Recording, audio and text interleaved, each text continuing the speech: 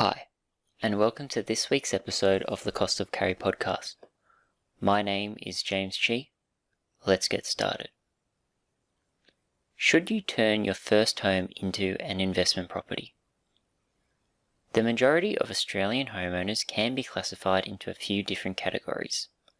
There are first home buyers, upgraders, downsizers, or investors. The data on home ownership in Australia would suggest that the vast majority of Australians fit into just one of these categories.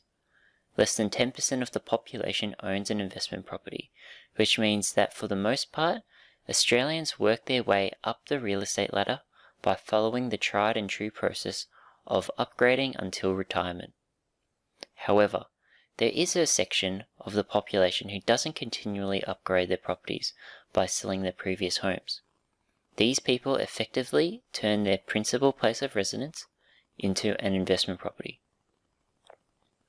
So, is this something you should consider when the time comes to move into a bigger and better home? Some things to consider. Finances. First and foremost, the decision as to whether to sell or hold your former principal place will be based predominantly around your finances. The first consideration will be whether you have the income to service the debt on two homes, one of which will be an investment property. It's important to note that many lenders will assess only 70% of any rental income, making it a little tricky at times. Similarly, you might need to sell your previous home to use some of the equity as a deposit on your next bigger and better family home. Assuming you have the means to hold onto the property, there are some important things to look at and consider. Next is opportunity cost. Just because you can hold onto your former home as an investment doesn't mean that you should. You will need to carefully assess what the outlook for your house is, both as rental property and in terms of potential capital growth. If your property is in an area that has seen strong price growth recently, then perhaps in the short term, that area might not be as likely to see significant price appreciation. Similarly, if you own an investment property, or own a property in general that is not fitting in with what buyers are looking for, then the demand both as a rental and for future growth might be limited. When assessing your former principal place, you need to weigh up the pros and cons of keeping it versus the opportunity cost of investing in different areas.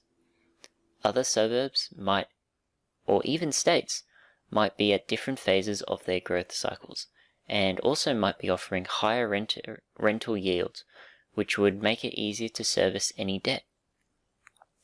Therefore, it is vital that you weigh up the opportunity cost of holding.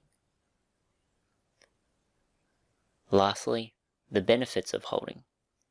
By far most of the benefits of holding onto your former principal place as an investment come down to the savings you will be able to achieve in terms of both taxes and transaction costs. When you buy and sell property, there are significant costs involved. You will incur selling agent fees, marketing costs, and other expenses such as auctioneer fees and settlement costs. One of the biggest benefits of holding onto a property that was previously your principal place is that you are able to enjoy the capital gains tax exemptions for a period of time. In Australia, the ATO has what's known as the 6-year rule, which allows your former principal place to be exempt from capital gains tax for a period of 6 years. After this period of time, your property will be treated as a normal investment property, and the sale will be seen as a capital gain for tax purposes. This can be a significant cost and something you need to consider.